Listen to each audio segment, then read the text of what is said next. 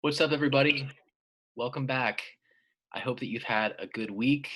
If you're like me, you're a little tired, but you're feeling energized and ready to get back into a discussion about the different theories of democratization that we explore in this class. As you know, we are conducting an overview this week. We are taking a look at some of the general characteristics of some of the theories, and we're kind of evaluating them according to some of the different criteria for good theory that we have identified. And those include everything from integration to structure and agency questions to evidence questions and so on.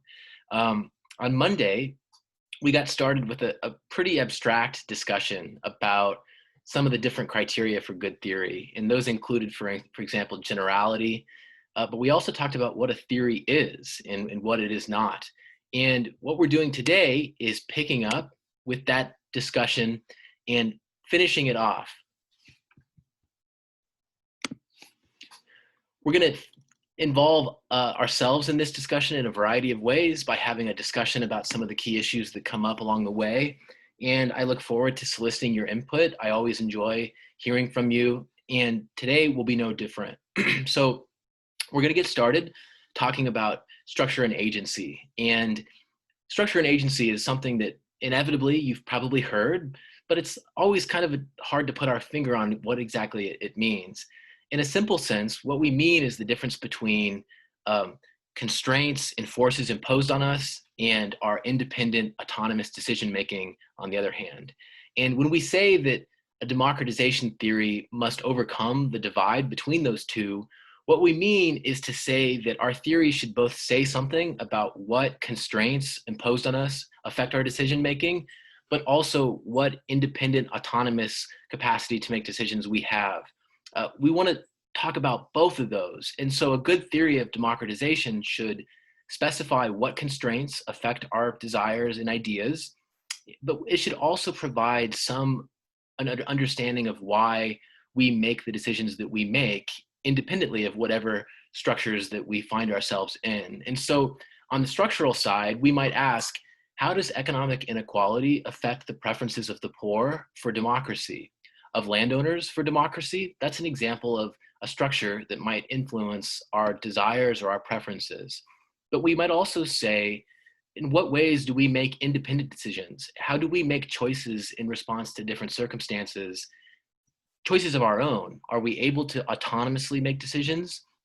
The divide between structure and agency hopefully is reconciled by our theory of democracy so that structures matter, but also agency matters. But what you'll see as we go along is that this is a very, very difficult nut to crack, and that distinguishing between the two is often hard to do in practice. But really, the goal for us should be explaining how the interaction of these decisions produces an outcome in terms of regime change. So talking about how regimes might change in response to both independent, autonomous decision-making, but also in response to decisions we make that are influenced by the structures that we find ourselves in. And so when we think about structure and agency, we often think about something like this.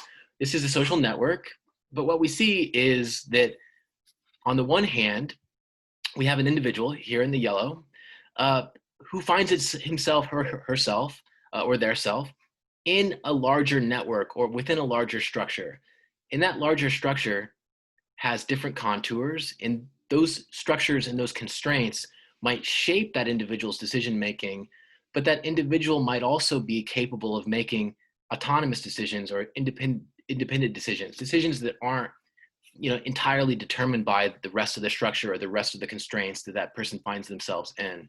And so when we talk about structure and agency in a democratization theory, we're talking about balancing between that individual and their autonomous decision making and those structural forces that sort of surround that individual and that might influence their decision making as well. And so structure and agency is an important component, but it's only one component. It's also the case that we should be talking about and focusing on time and temporality. And really our democracy theory needs to have a nuanced relationship with time. And that means it must be able to explain both short-term and long-term regime trajectories. So what changes occur in the short term, but what types of trajectories take shape and persist over the long term? we must build a theory that can explain both short-term changes as well as those long-term trajectories. So why does democracy persist over time? But why is it brought about in the first place in the short term? We want to be able to explain both of these things. And our theory needs to be supple enough and nuanced enough that it can explain both short-term and long-term trajectories. There's also what we call reversibility. And this is basically the idea that anything that causes a democratization should also sort of work in reverse, in the sense that if development causes democratization, then it should be the case that underdevelopment or a reversal of development should cause the reverse, or a movement away from democracy. And so an example might be like the example of Argentina. In the early 20th century, development did lead to democratization in that country. In 1913, Argentina was one of the richest countries in the world, and this was a period that was supportive of democracy, and this was a period where competitive democratic politics consolidated in that country. But if you go later on in the 20th century, you'll find the reverse. You'll actually find that the country contracted in terms of its level of development. We would call it in some ways a reversal of development. And that reversal of development did in fact coincide with democratic reversal and the sort of taking over of politics by the military in the Argentine case. When we talk about reversibility, what we mean is that our theory should be able to account for both the transition to democracy, but also the reversal of democracy. And so the development example explains the Argentine case, but other theories of democracy should be equally capable of explaining those movements to democracy and those movements away from democracy. Now, you might say, aren't some processes irreversible? Like, for instance, isn't a civil war irreversible? A civil war is not a cause of democratization necessarily, but you would be right to suggest that a civil war is irreversible. There's no way that we can put the cat back in the bag once a civil war occurs. This obviously creates problems, but from the point of view of this criteria, we want to at least be able to imagine that what does cause the transition can actually work in the opposite way too. And so the example of development is one example, but we might also point to, say, international diffusion.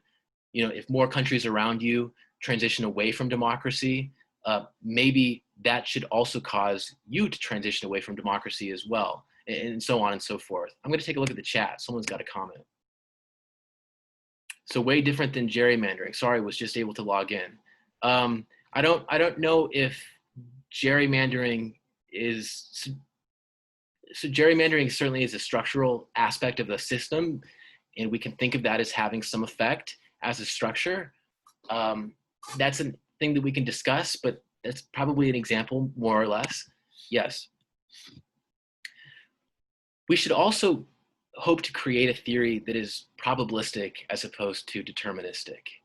And what we mean by this is that it doesn't sort of foretell the outcome. It doesn't assume that the outcome is perfectly determined, meaning that X will inevitably lead to Y. What we want to say instead is that X may make Y more likely or more probable, and that in a perfect world, X will often lead to Y, but not necessarily. This means creating a model that doesn't overdetermine the outcome. It means creating a model that is supple enough that agents still have free will, but that might still help to explain democratization. So with the example of economic development, democratization becomes more probable when a country develops, according to this theory, but development itself does not guarantee or sort of determine entirely that outcome. There are other factors and maybe other mechanisms that might go along with it, and maybe development doesn't guarantee that outcome anyway. But we want to make theories that are probabilistic as opposed to deterministic. And you'll see in a moment that not all theories actually satisfy that condition. Some of them are more or less deterministic, and deterministic theories can be problematic because they can overdetermine the outcome, and they can leave no room for free will or no room for deviation from what we anticipate to be the pattern. Again, this relates a lot to questions of free will and agency, and whether or not we are creating models that are sufficiently open in the way that human behavior is stochastic and spontaneous. So, you might think of abstract artsy images like this that put in perspective determinism versus probabilistic relations. It's just something I found on the internet that I thought was neat. Integration. What this means is that if the theory consists of more than one factor, those should be integrated and internally consistent. They can't contradict each other.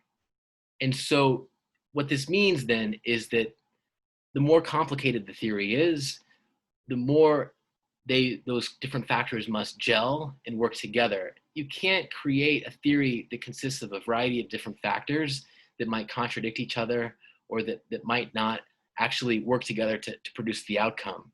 They should not be mutually contradictory, but they should be internally consistent. And so, for example, the structural approach that we'll talk about momentarily contains a whole number of different factors, structural factors, that might determine democratization or that might cause democratization. And those range from urbanization to increasing levels of education and so on and so forth. But what we'll see is that those factors are not necessarily integrated, and instead they're often treated in isolation from one another. That's problematic because it's not clear that they're internally consistent and mutually complementary. In some ways, they contradict each other and they cast doubt on the role of structural factors at all. And so we'll see in a moment some of those contradictions. But for now, it's important to keep in mind that the theory or the approach or the set of factors must be internally consistent and can't contradict each other. This is a characteristic of any good theory. And any good theory is going to contain multiple factors that might be more or less mutually complementary, hopefully not contradictory. And then finally, it's the case that a good theory of democratization should be empirically corroborated. What does this mean? It means that we should both test the assumptions that go into the theory as well as the observable implications themselves, those hypotheses that come from the theory. And this support should be borne out in a large body of empirical evidence. What this means in practice is that we should be able to get evidence from both statistical analyses that focus on the effects of causes and a comparative case study analysis as well that focuses on the causes of effects. If a theory isn't based in evidence, we can't know that it's an effective explanation of democratization. And in particular, if the assumptions aren't tested, we can't know if the foundations of the theory are even valid at all.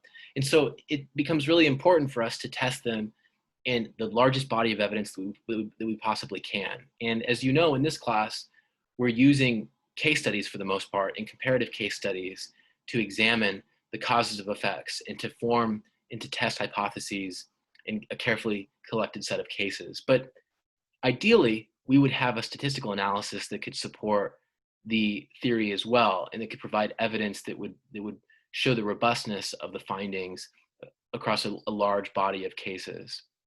And so evidence-based is obviously important because in the absence of it, we can't be sure that the theory is really that valid and really helps us that much to explain democratization.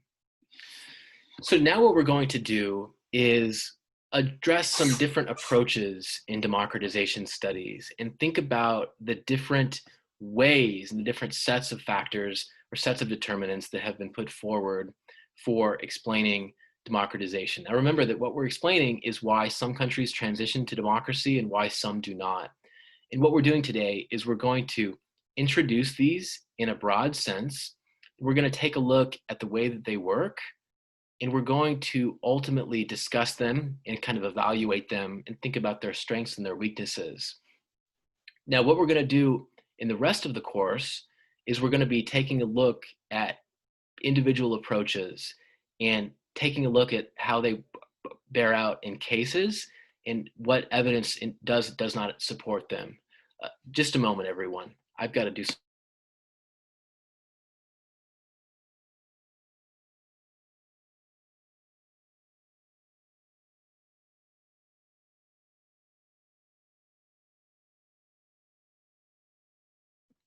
Working from home means that life goes on around us and that we sometimes have to address things while we're here. And I'm sure you know this too because you're at home as well. And so thank you for being patient with me while I collect myself and get back to this.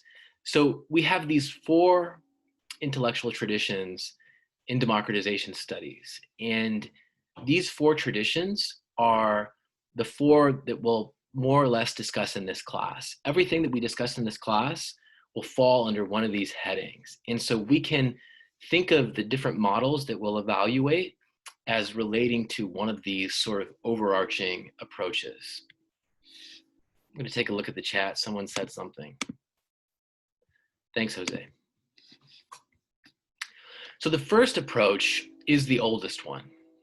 And this is what we call the structural approach. And a structural approach works in a relatively straightforward way. What we do is we try to locate the cause of democratization in social or economic structures.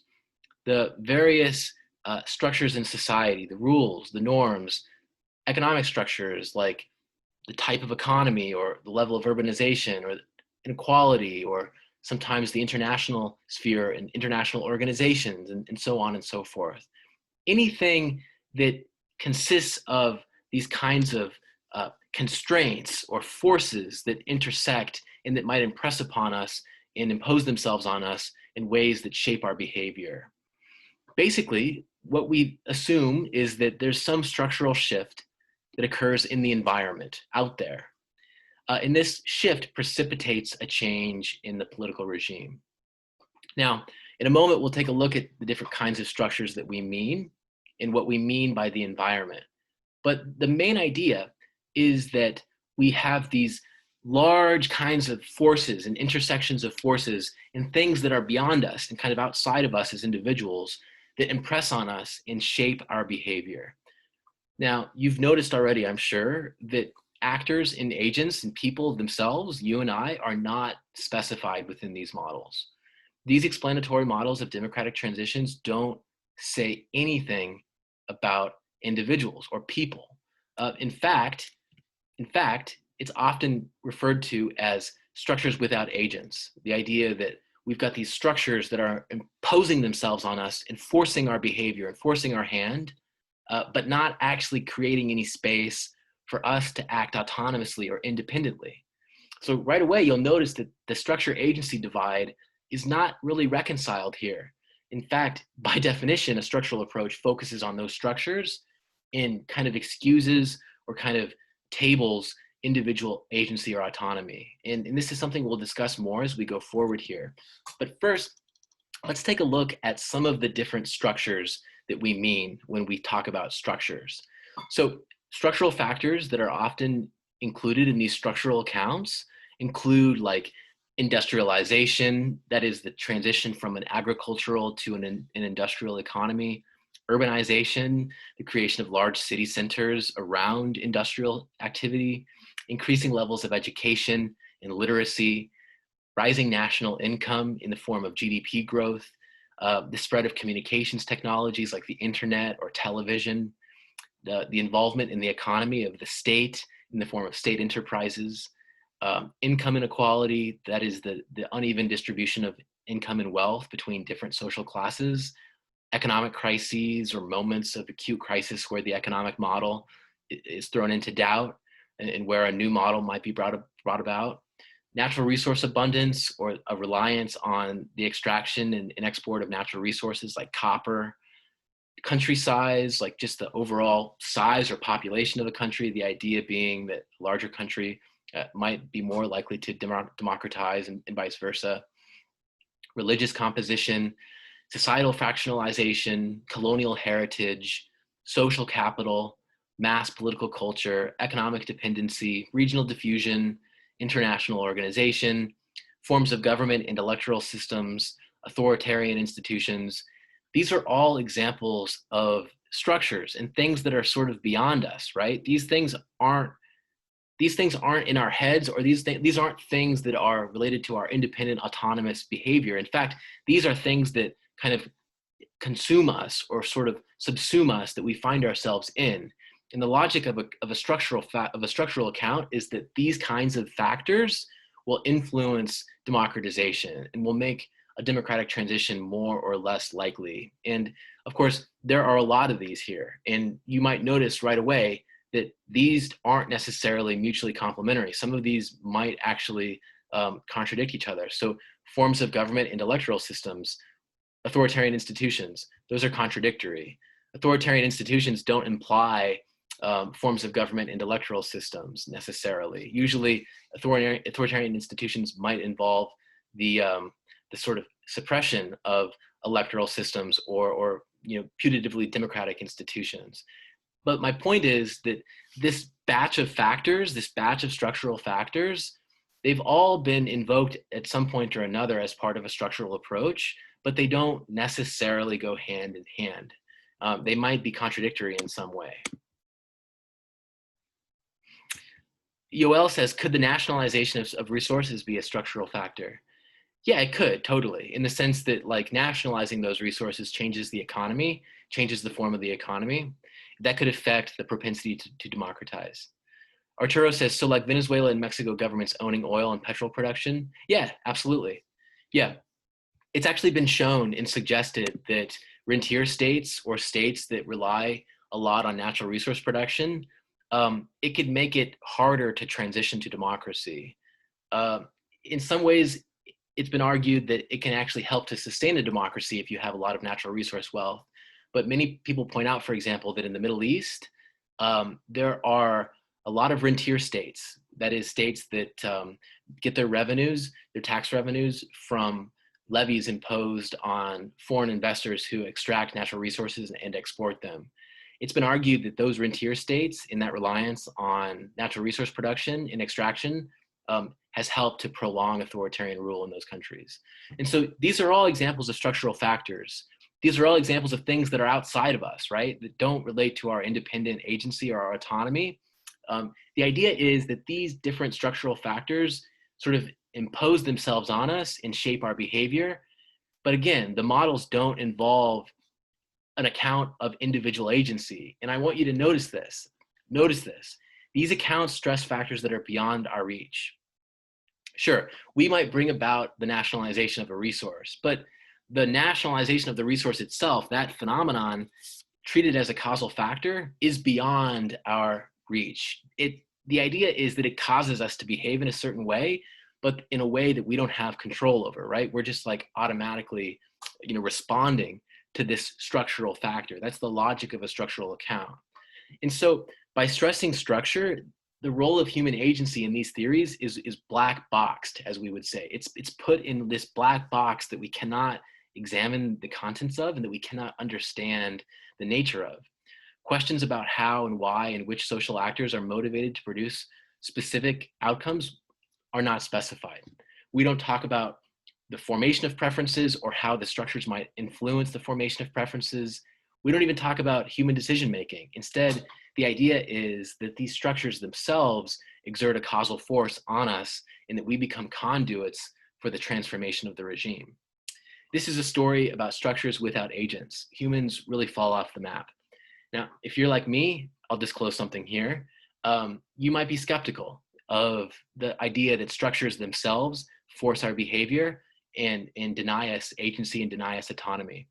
But on the other hand, you might believe that structures do have that effect and that our choices are never choices that we make freely or autonomously. Your perception, your perspective could differ. But what I want to suggest to you is that this approach does not actually help us to reconcile structure and agency. One of the challenges of a structural approach is finding autonomous or independent behavior. It's not autonomous or independent from the perspective of a structural approach. It's a direct result of these structures and these constraints that are imposed on us by these forces that are beyond us, that are just kind of in society. It's very, very kind of abstract in that way, especially in the sense that we move away from human action, we move away from human agency. So this is the question of structure versus agency in its barest form. Notice that the structural account in the name is about structure. It's not about agency. And the role of agency is really kind of treated as external or as belonging to something else. There's no role for agency. But I want to actually hear from you before we continue, what do you think shapes behavior? Do you think that structures shape our behavior, or do you think that we autonomously, independently behave in ways that we decide? Are you of the mind that structures exert the most impact, or do you think that agency exerts some impact? Or do you think that there's a balance between these two? This is really kind of a discussion not just about structure and agency, but also sort of about like nurture versus nature, right? Like, well, is it about our individual nature or about the way that we're conditioned by society? What do you all think? Do you think that human action is brought about by structures, or do you think that it's brought about by agency and autonomy and independence? Are we subject to structures, or are we independent individuals who behave freely? What do you think? Maria says, definitely structure. Daisy also says structure. Daniela says structure as well. I would like to hear, though, what leads you to say that? Or Julie says, I think human action is brought about by structure. Gustavo says, from a societal point of view, structure. Okay, so let's make some arguments. Let's take a position. I think that specifically as far as democratic transitions go, I think it's a lot of agency and your ability to organize the people to convince them to come on your side and sort of overthrow the existing structure. So the human action is this person who sees this structure and decides that they want to rise above it, so to speak, and create their own idea of what society should be. So, in my opinion, it would be almost entirely agency because the structure is kind of the reverse. But notice, Ishan, this is really interesting. I think there's more of a role for structure in your account than you realize, because you said that they kind of respond to these constraints that they confront by forming a preference for something different, right? And so they form a preference and they act on that individually, but they're forming it in response to some structure that they have to come up against and kind of overcome. And so it sounds like from your perspective, there's sort of a role maybe for both, but that maybe ultimately agency has the upper hand because of the need to kind of act independently and overcome some of those limitations of the existing regime. Very interesting. And I think that Daniela has something to say here. Do you want to add something, Daniela? Yes. So I think kind of going off of what Ishan said, but with some of other points, my opinion is. Sorry, I got muted for a second, but there's definitely both are into play, but in my opinion, it's more structure as opposed to journal agency, because yeah, you can do what you want as an individual, but you only have so much power being one person in like a large amount. When it comes to democratization, it can't just happen you need to have that like large group of people who like choose to do whatever you need, and you can deviate from the system all you want, but you can only do so much under a structure, whether it's a structure that you're already under or a structure for change that is being created. Like it could be born out of agency, but definitely socialization is more important, because at the end of the day, like you can think like change could come from one person, but you need that large structure of people to create any real change. I see. So what's really interesting is that Daniela is suggesting that, look, even if we overthrow the system, our overthrow of the system itself will be structured by the pre-existing system. And so there's this kind of historical component, right, where we're sort of bound or limited by the structures as we find them, even if we can autonomously act within them in a way that helps us to change them. It's very interesting. It gets to like a very deep level. And I'm very interested to see there's so much agreement here about the structure.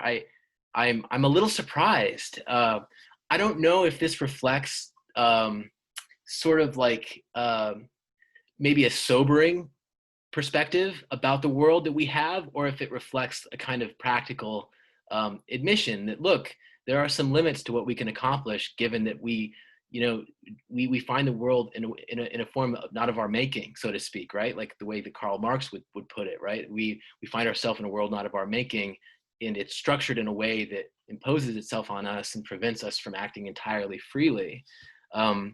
Arturo says the structures that multinational companies and governments shape us, for example, fast fashion or the US having only a two-party system, it's like the structure limits our agency and tries to make us conform. They even shape how we consume products. Yeah, I don't disagree with that. That's a good example, right? Like commercialism and fashion and even the two-party system, right? Like limiting our choices and presenting us with like two choices that are only rational, and then a set of choices that aren't rational because it would waste our vote because of the way the votes are counted.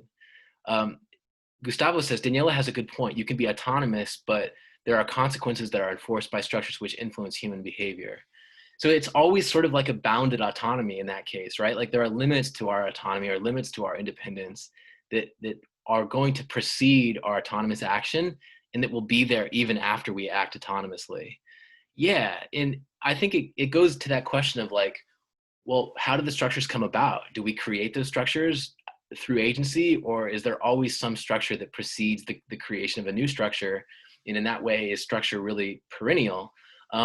These are really deep questions. And it's what's interesting is that democratization studies gets into these questions by dealing with these issues. And the structure agency debate is one of the most important one. Arturo says, reminds me of 1984 by George Orwell. Touche, it's obviously an example of structure for sure. Does anyone think that agency might have a dominant role apart from Ishan? Ishan took that position, but he is sort of alone right now with that position. Yohel says, historically, structures have been controversial. Structures have shaped how we think, what we're limited on, what's within our reach. Elian agrees with Arturo in his comment on 1984. Yeah, so structures do shape how we think and how we're limited, what's within our reach. I wonder if there's any way that autonomy or independence can be used to change the structure, or if it's always going to be conditioned by those structures or by our socialization. It's interesting to see so much agreement on the structural side. I'm a little surprised by that, but I think that you have good points, and you're all pointing to good examples of how these constraints might hem us in and kind of limit our freedom, so to speak. But it's also possible, I think, that we have to have some role for agency even within those structures, right? Because it's never maybe the case that structures entirely determine an outcome. We at least maybe interpret those structures in a way that is related to our independence or our autonomy. We might interpret those structures differently, right? We might interpret, say, the rules and the conventions of society differently from person to person. And we might think about the world differently based upon our own free will or our own capacity. But then again, you might say that even that capacity is going to be conditioned by something else. All of this brings us to a brief mention of some of the strengths and weaknesses of the structural approach. And the biggest strength is that it's extensively tested empirically. We have a lot of evidence that supports a role for those various factors that I just identified. And in that regard, this theory or this set of approaches is quite robust. But there are some clear weaknesses as well. And the weaknesses in the first place relate to this black boxing of human agency. Even if we agree that structures predominantly produce outcomes, we still need some role for agents or for individuals or actors who interpret those structures on their own or interpret them in a way that might become relevant to the outcome. And what we'll say is that in the absence of a role for agency, in this focus on structure, we actually don't have what we refer to as micro foundations. In any theory of human behavior, a micro foundation is a set of assumptions or ideas about how individuals or actors behave, how they respond to their environment or how they interpret their environment. Even if we focus on structures, it's still going to ultimately be the individuals themselves, the people who make change happen, right? It's not the case that the nationalization of oil itself produces democratization. No, it affects people, individuals, and it causes them to behave a certain way. And so if we black box human agency, we don't have those micro foundations. We don't have a notion of how individuals interpret the world. What we have is structures without agents. And this is one of the biggest criticisms of the structural approach, that it focuses so exclusively on structure as to kind of disregard agency. And another limitation or weakness is that it's not well integrated. That set of factors that I listed for you, some of those are contradictory. Some of those don't go hand in hand. And the idea that we would synthesize all of them is problematic, because they don't work together always, and they wouldn't form a whole that would be different than the individual parts. And so this is why the structural approach is sometimes considered one of the weaker explanations from the point of view of human behavior, and from the point of view of a wholly integrated theory. It's more often treated as a set of approaches that falls within a single umbrella, but that doesn't necessarily form a coherent whole. Martin says, I want to read some comments really quickly because we've got some more ideas here. Martin says, similar to the idea of nature versus nurture, it very much is a cyclical nature of who or what has a say. To say that structures entirely describe the theoretical landscape is to also beg the question of where these systems came from and how they came to be if human agency isn't to be accounted for. Yeah, my point exactly, Martin, right? Like, where did the structures come from? You know, wasn't it the case that we created or brought about those structures in the first place? Those conventions, those institutions, they don't build themselves. We make them ultimately, right? You might say we reproduce them, but even so, something would have to precipitate those institutions and those structures, and something would have to create them in the first place. Ishan says, I feel like the reason that we study historical figures as much as we do systems is because of the role that these figures and their ideas about the world changed the societies in which they lived. While there was a structure that was around them, these people are the ones that are using their agency to change those structures into those that they desire. Yeah, like Simón Bolívar, right? The example of independence battles in Latin America. Here's a figure who clearly was an agent, right? Able to mobilize dissent and opposition, able to sort of transcend the limits of the colonial institutions imposed by Spain. Simón Bolívar, Che Guevara, right? Here's a radical figure who was clearly an agent, who found himself in a system that was not to his liking and that he chose to change. So there's clearly this role for agency, right? There's this role for agency in human action, even as we find ourselves in structures that might constrain us. And so this is beautiful. We've got this sophisticated understanding of this link or this relation between structure and agency, and how this will play out in real time. And so very happy with this. But it does move us to the next approach, which is actually kind of the mirror image of the structural approach. And this is the strategic approach. And the strategic approach explains democratization through a process of elite-driven interaction. And the idea is that there are always these two actors, or these two sides. There's the regime softliners, those who are willing to negotiate or bargain with the opposition, and then the opposition softliners, those who are willing to negotiate or bargain with the regime. And these two sides, these two actors, engage in this bargain or this negotiation, and it is this negotiation, the characteristics of it and the characteristics of the two sides, that will produce a transition to democracy, or will produce a failed transition. And naturally, because there's so much emphasis on the actors, there's a lot of focus on the bargaining capacity of those individual actors and the way that those capacities condition their interactions.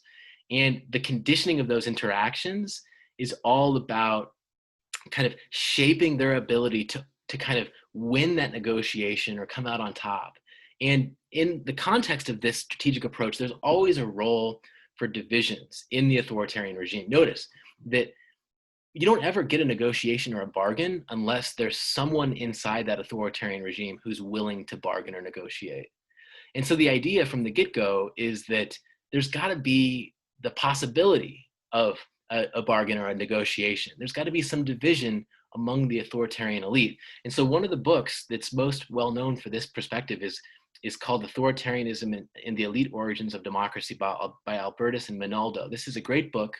And this is actually Pinochet in Chile. He's voting here in 1988 during the plebiscite held to determine whether he is going to remain in power or not. Now, he lost that plebiscite, But the whole point of the book is to explore the Chilean case and others and to show how democratic transitions arise out of negotiations that take place between softliners.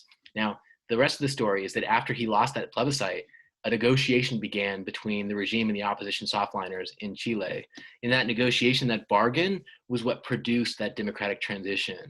But there's that division within the regime that had to be made possible that arose out of the sort of loss of the plebiscite itself.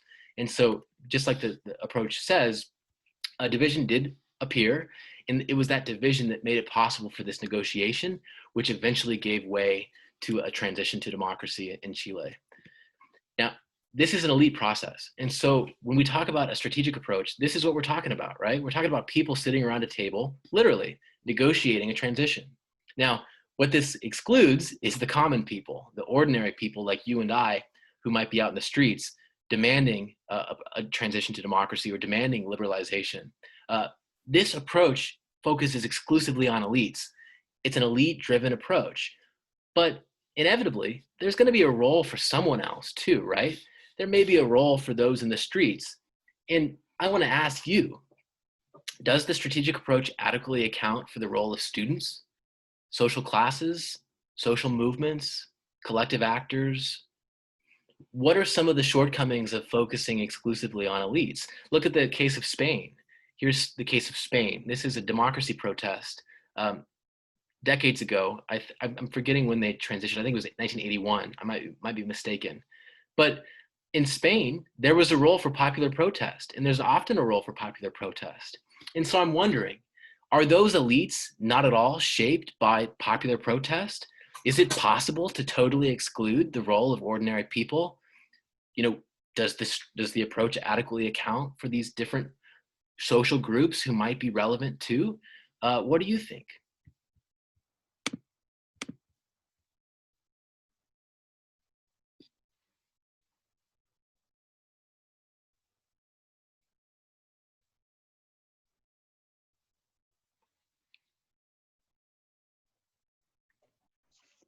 Well, in this case, I feel like the strategic approach is created and the elites are brought to the bargaining table by the masses.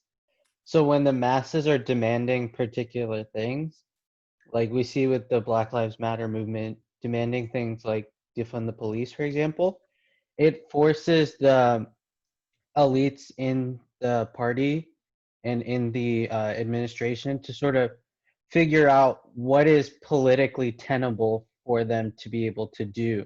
So it sort of sets like a boundary, and like if not, we can't get there. What can we get to?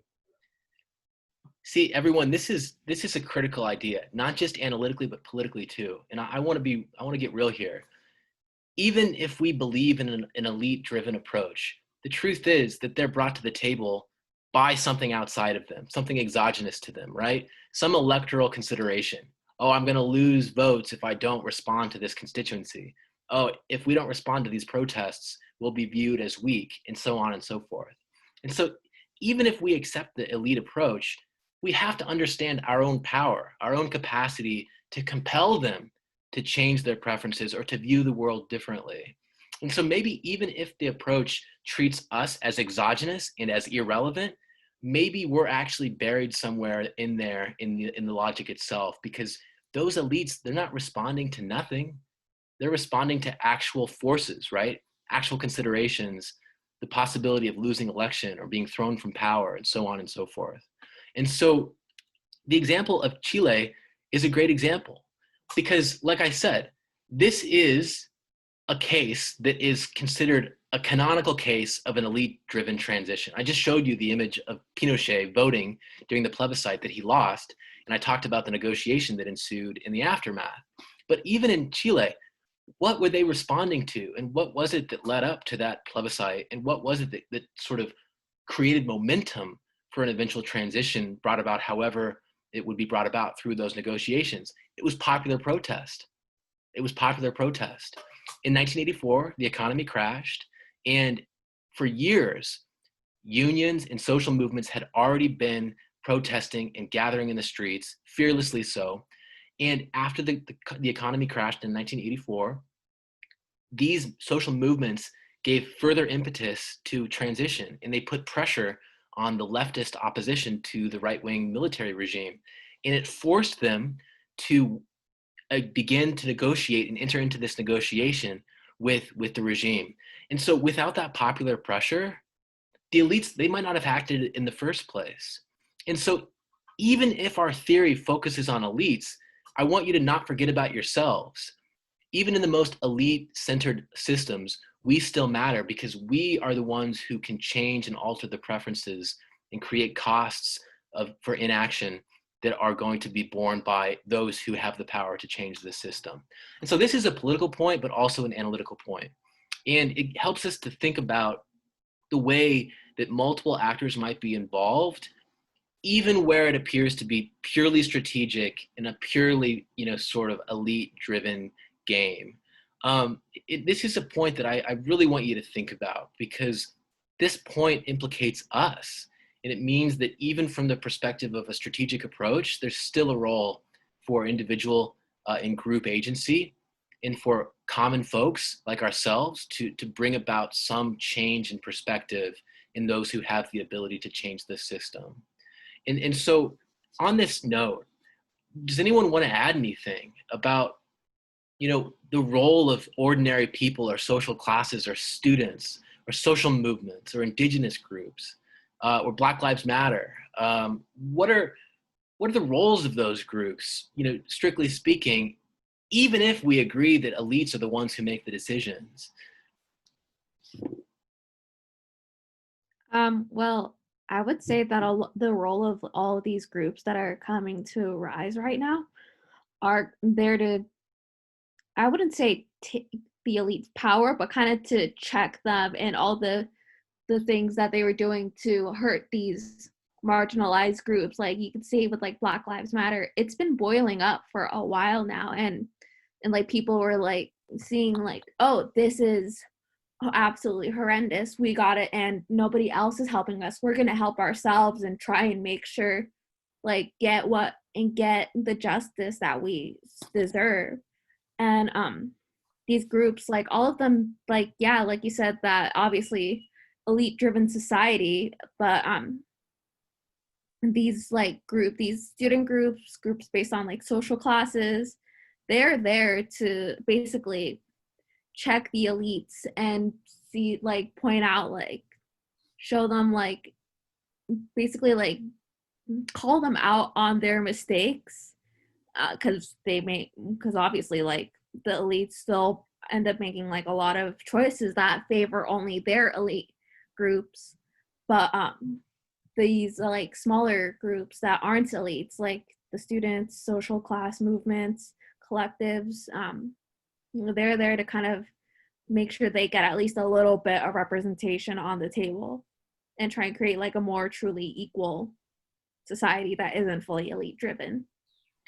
Yeah, so like Daniela says, we can kind of like move the goalposts. Like even if it's the elites who ultimately kick the field goal, we can move the goalposts, right? We can push them or alter them or reform them, or at least create boundaries or limits, or create, the possibility of certain kinds of outcomes.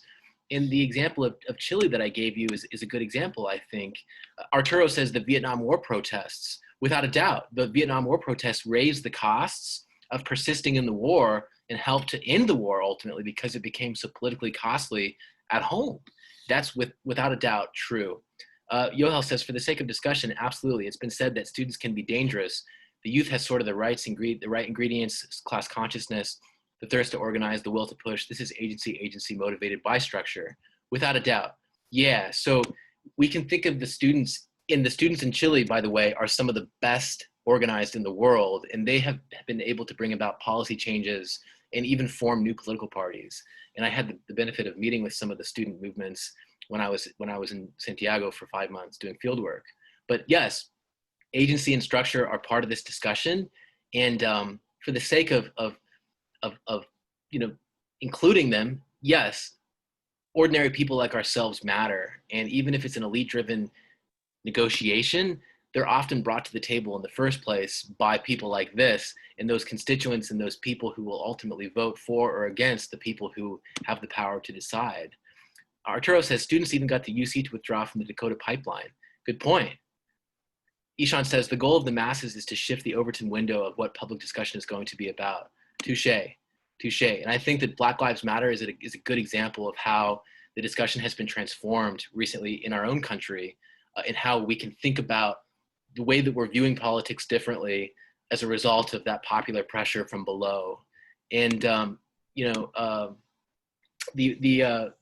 the Occupy Wall Street movement is like an early kind of precipitator of some of these movements that I think goes hand in hand with a lot of the considerations of Black Lives Matter as a group.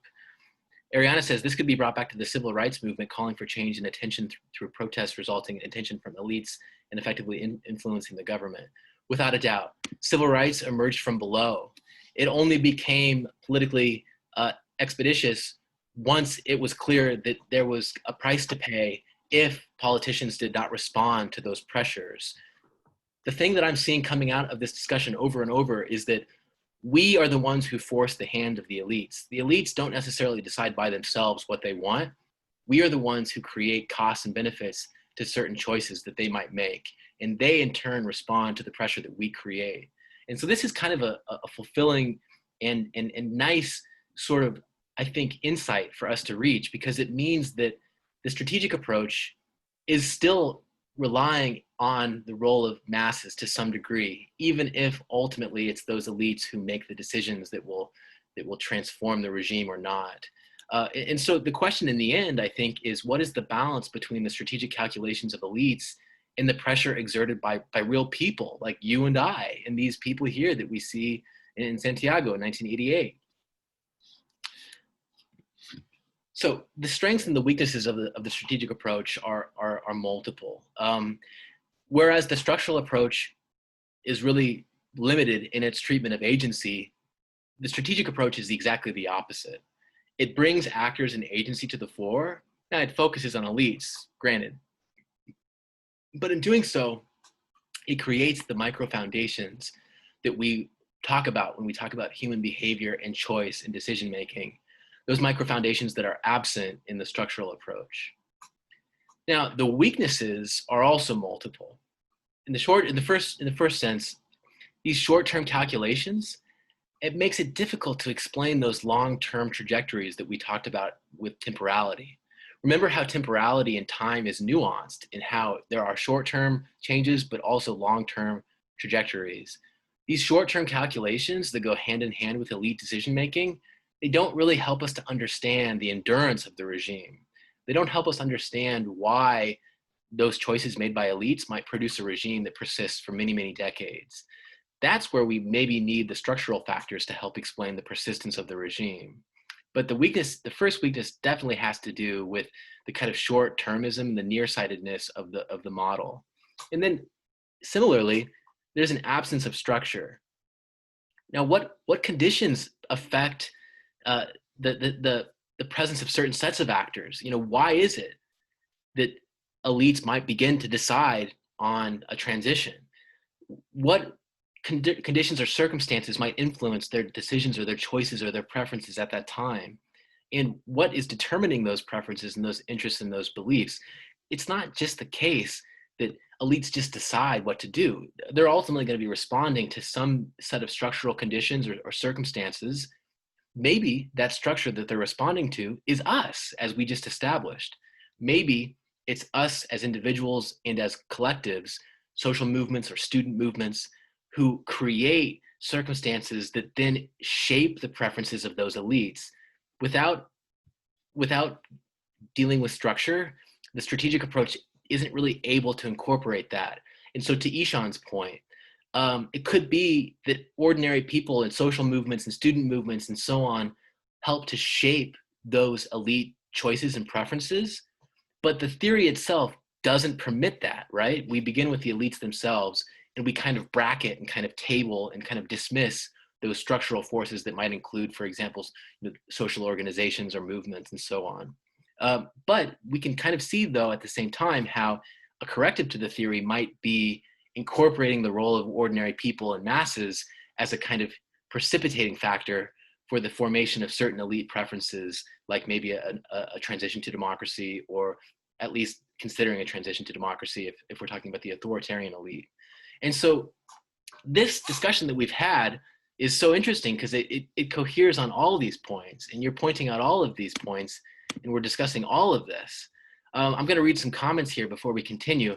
Martin says, in my view, most states, including autocratic and authoritarian states, all have to maintain a basic level of fairness or keep a set of norms to ensure that citizens aren't so fed up with the elites that they view it to be better to flip the table and start all over.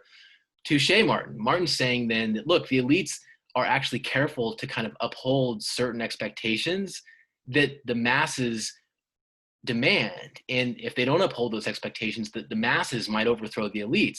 That is absolutely structural in the sense that the elites are responding to the masses and is responding to the preferences of the masses. Good point, Martin. Arturo says the country that promoted protests like the Boston Tea Party in 1776 is afraid of protests and protesters nowadays. That is kind of like an oxymoron. Absolutely, Arturo. It's interesting to think about protest activity today as a structural factor, or social movements as being structural and as maybe influencing elite opinion or considerations.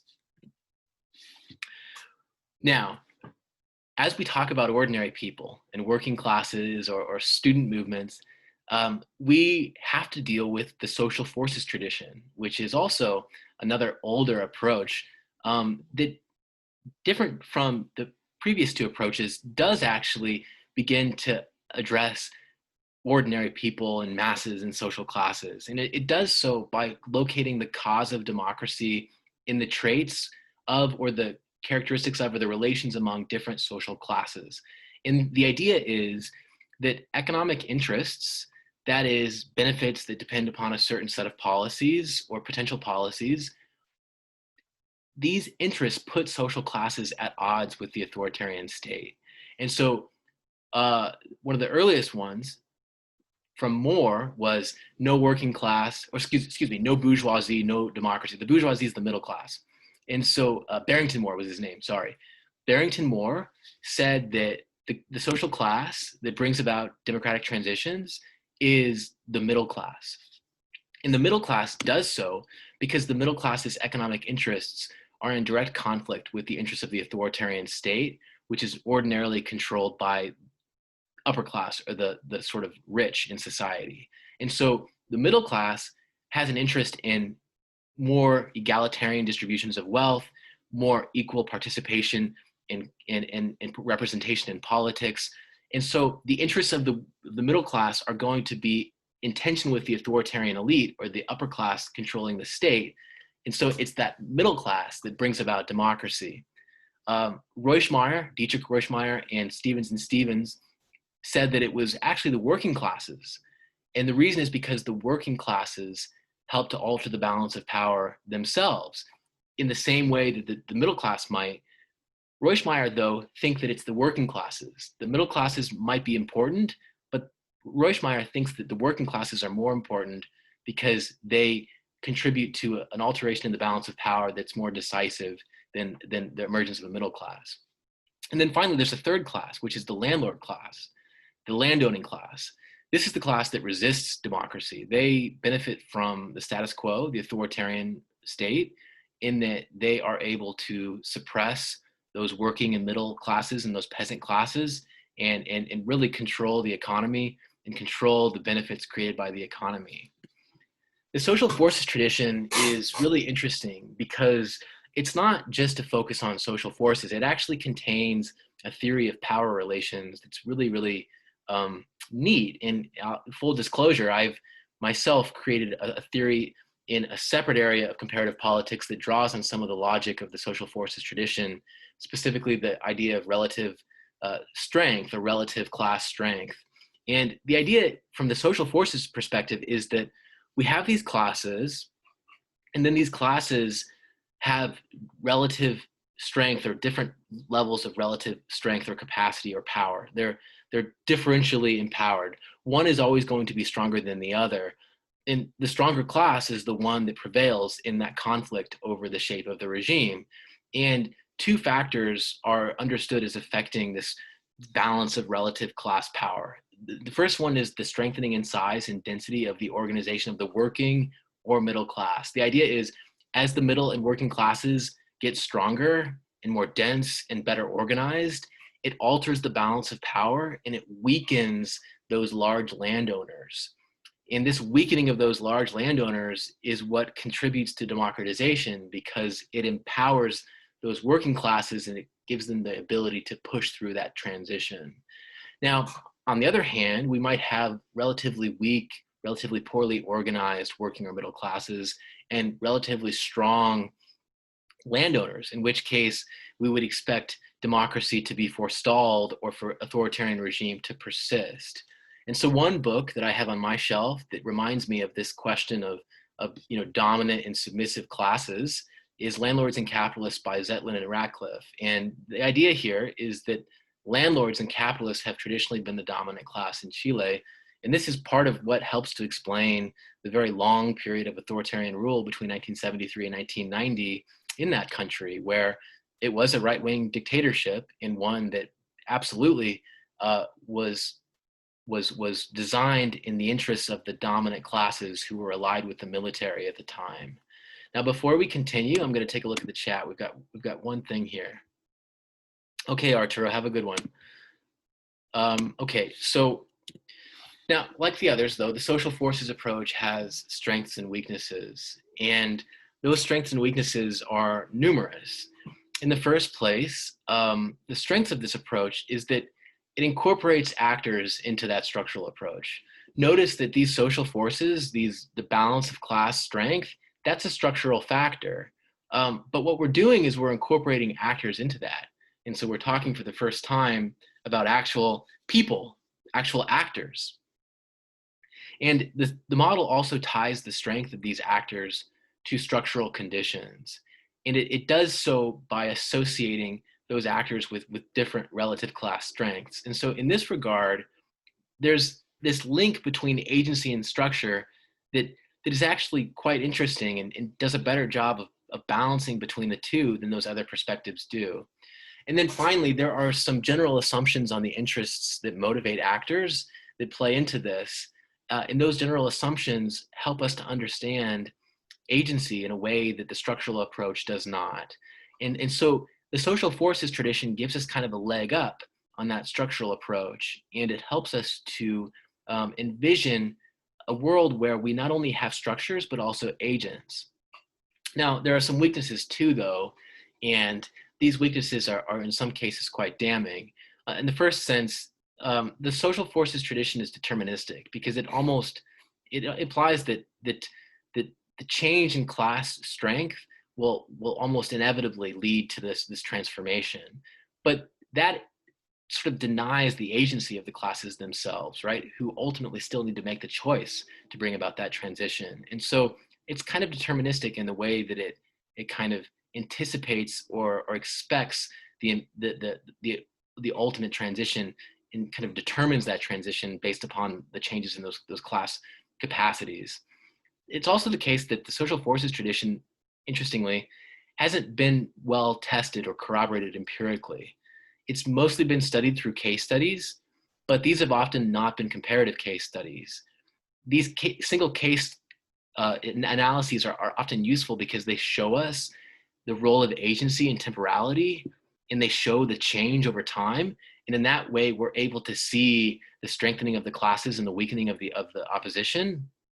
But the absence of statistical analyses means that we don't have a lot of robust evidence for this theory from the perspective of broader analyses beyond case studies. But what I would suggest to you is that the focus on agency and the link between structure and agency, it is best suited to the case study because agency is sensitive and delicate and needs to be examined as a whole, as opposed to in a discrete way by a statistical analysis. Normally, we can't study agency as effectively with a statistical analysis because we need to actually look at what the people are doing over time and the way they're interacting with their environment. And so there's sort of a reason, kind of a qualifier for that weakness, but it's still a weakness. And I add here that it paradoxically does actually lack a theory of agency. and the reason I say that is because even though we focus on agents, there's no role for calculation. And so we just kind of deduct the behavior from the sort of class strength and the balance of class strength. We assume that that behavior follows logically from the balance of class strength. There's no role for the calculation of those individual actors or for the decision making of those individual actors in a way that is one with agency and human autonomy. And so interestingly enough, even though we talk about agents, there's actually not a theory of agency. There's no role for calculation. And then similarly, there's no theory of preference formation. And that is to say, why is it? Why is it that the middle class or the working classes want democracy? Now, the idea that's often suggested is that they want it because it will give them more representation, a larger share of the benefits produced by the economy, so on and so forth.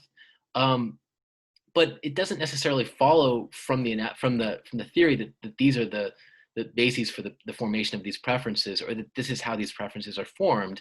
The theory itself sort of assumes those preferences and assumes that that's going to be what motivates the behavior of those actors. And in that regard, there's no theory of preference formation of the kind that we might discuss in a moment as being synonymous with the economic tradition, which is a little bit different. And then finally, what about other social actors besides social classes? What about students? What about Black Lives Matter or social movements or indigenous movements? In places like Latin America or the Americas, all those groups are important. But social classes might not be as important.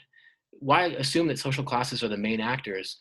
What about others, and what might they do with respect to democracy or dictatorship? These are all things to consider when we think about whether to use the social forces tradition.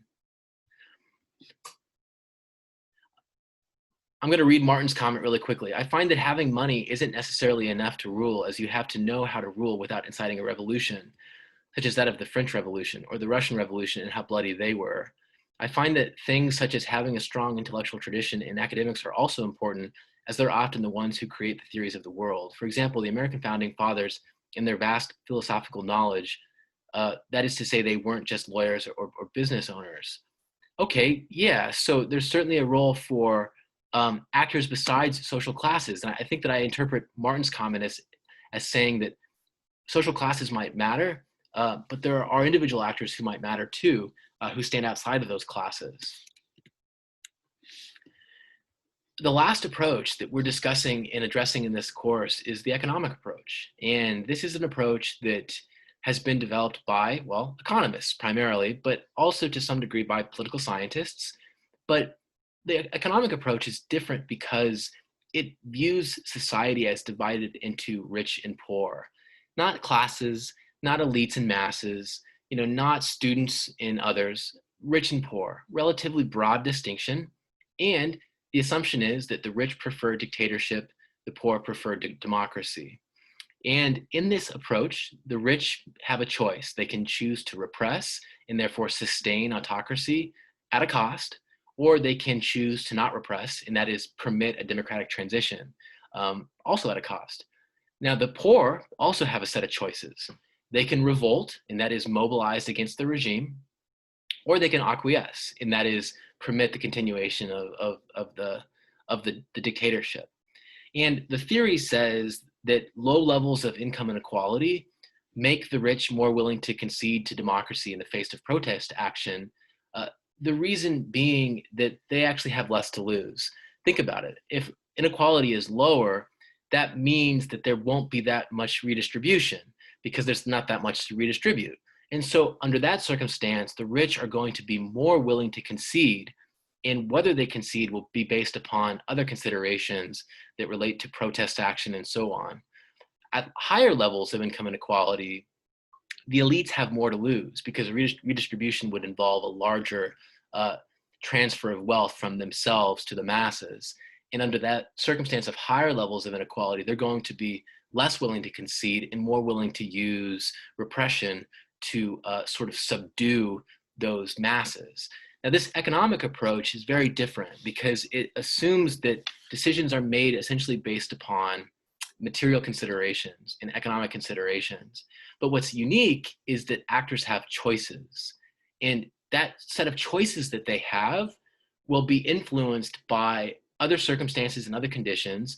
But the idea is always going to be that they have agency and choice, and they have kind of the option of choosing what to do based upon the circumstances that they find themselves in. And so the economic approach then has a different set of strengths and weaknesses than the other approaches. And the first strength is that it's very consistent. The factors that we discussed in tandem, like inequality, protest action, others, they help to expose the linkages between the various factors in a way that is more integrated and more consistent than many of the other approaches, and especially the structural approach, which just seems like a laundry list of all these factors that don't necessarily work in tandem. It's also the case that this economic approach, it helps to integrate structural conditions and the relation of those structures to those preferences. And so what we're doing is we're linking agency and structure. And it transcends the agency and structure divide by showing that structural conditions can help to form preferences and then can help to facilitate certain types of actions. But all the while, the actors have choices. They have choices. They're not necessarily condemned or confined to certain options. They can do what they want in response to structural conditions that help to influence their preferences and that might shape their actions, but that don't necessarily shape their actions because they choose what to do.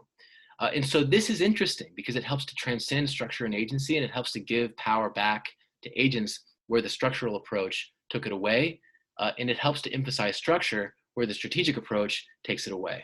And so you see how these different approaches kind of build on each other, but in some sense kind of correct the limitations of those earlier approaches. Now, the problem with the economic approach, however, is that there are some weaknesses, and those include that we haven't tested the assumptions. So is it really the truth that the rich necessarily want autocracy? Is it really true that the poor always want democracy? You might be thinking to yourself, I can think of examples that seem to contradict that. I can think of examples of those assumptions not really bearing out or kind of being borne out in real life. And you wouldn't be wrong, because I can think of those examples too. The problem with the economic approach is that it doesn't address the testing of those assumptions. It doesn't test those assumptions.